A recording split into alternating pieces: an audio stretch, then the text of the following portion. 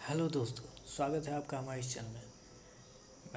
मैं आपको आज बताने जा रहा हूँ कि जो मार्केट क्लोज होने के बाद जो इंडियन होटल का जो आज रिज़ल्ट आया है वो कैसा रहा रिज़ल्ट, उससे क्या पाने वाले हैं उस शेयर पे, और कैसा रहेगा आने वाले दिनों में उस शेयर पे उस रिज़ल्ट का क्या इफ़ेक्ट पड़ेगा। और फंड रेजिंग का भी कुछ जो बहुत दिनों से चल रही थी कि सर्वाइवल के लिए कुछ फंड रेजिंग करना चाहिए होटल्स को, और कुछ हुआ भी है।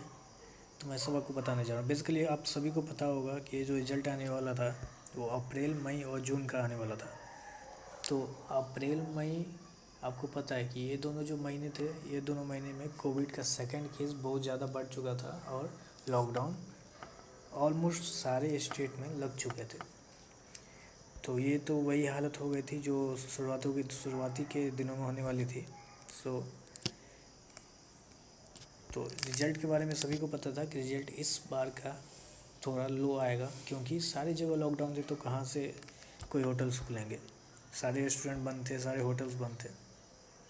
तो आइए हम देखते हैं रिज़ल्ट कैसा रहा इस बार का जो रिवेन्यू जो आया है वो 344 करोड़ के अप्रॉक्सीमेटली आया है, जो कि पिछले पिछले क्वार्टर का देखा जाए, मार्च क्वार्टर का जो पिछला था उसका देखा जाए तो 615 करोड़ था, जबकि इस बार 344 करोड़ रिवेन्यू।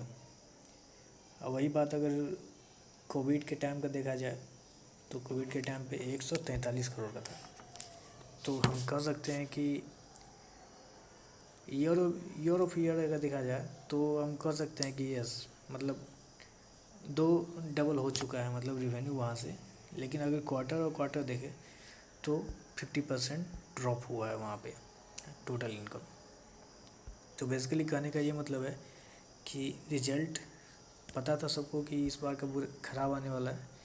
उम्मीद के मुताबिक ही आया, कुछ ज़्यादा सरप्राइज़ नहीं है इसमें।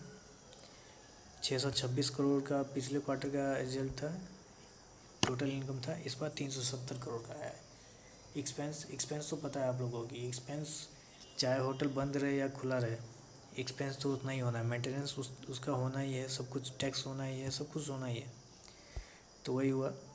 पिछले क्वार्टर में 754 करोड़ का एक्सपेंस इन्होंने किया था टोटल।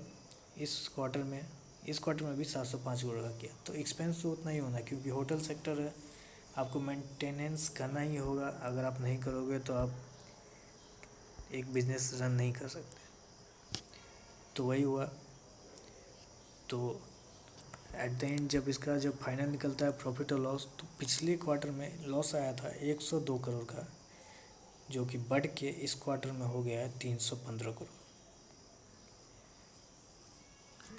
रिवेन्यू आधा हो गया, 626 करोड़ से 370 करोड़, और लॉस बढ़ के हो गया 3 गुना।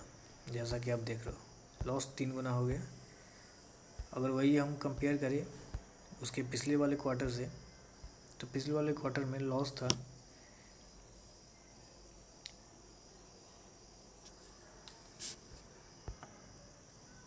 कहाँ गया टोटल एक्सपेंस लॉस, यस। इस बार का लॉस हो गया 209 करोड़। पिछली बार का लॉस था 12 करोड़। 12 करोड़ के मुकाबले 209 करोड़ का लॉस इस बार कंपनी ने पोस्ट किया है। तो आप देख सकते हो कि मतलब बिफोर एक्सेप्शनल आइटम ये जो है, अगर एट द एंड अगर सब कुछ काट उठ के टैक्स वैक्स ले के अगर सब देखा जाए, प्रॉफिट लॉस आफ्टर टैक्स, तब आपके पास आता है 190 करोड़ का लॉस आता है। जबकि पिछले क्वार्टर में ये 50 करोड़ के अराउंड लॉस दिखाया था, और कोविड के समय में इन्होंने 238 करोड़ का लॉस दिखाया था क्वार्टर ईयर ऑफ ईयर। तो रिज़ल्ट उतनी भी अच्छे नहीं है जितने मतलब लोगों को थोड़ी सी उम्मीद थी कि थोड़े से अच्छे होंगे। लेकिन इस बार रिज़ल्ट बहुत ही निराशाजनक रहा है। ईपीएस के थ्रू हम देख लेते हैं कि ईपीएस इस बार का क्या हुआ। ईपीएस भी इस बार घट के -1 रुपया 60 पैसे का बन चुका है, जबकि पिछले क्वार्टर में -0.42 पैसे का था।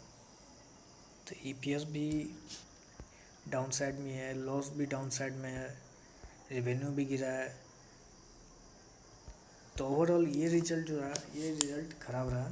लेकिन मैं आपको एक चीज़ बताना चाहूँगा, रिज़ल्ट ख़राब रहा लेकिन अभी के सिचुएशन को आप अगर देखो, ये जो क्वार्टर निकल गया, अप्रैल मई जून चला गया, जुलाई अगस्त का अगर आप होटल सेक्टर को अगर देखो, आप जितने भी होटल्स देखो, सारे होटल्स ऑलमोस्ट फुल चल रहे हैं, सारे होटल्स फुल चल रहे हैं। मीन्स कि आने वाले जो क्वार्टर रिजल्ट जो होंगे, वो मैं आपको गारंटी देता हूँ कि वो रिजल्ट जो होंगे वो शायद प्रॉफिट में कन्वर्ट हो सकते हैं। जो इन्होंने मतलब 3-4 क्वार्टर से जो लॉस दिखाया है, वो शायद प्रॉफिट में कन्वर्ट हो सकते हैं।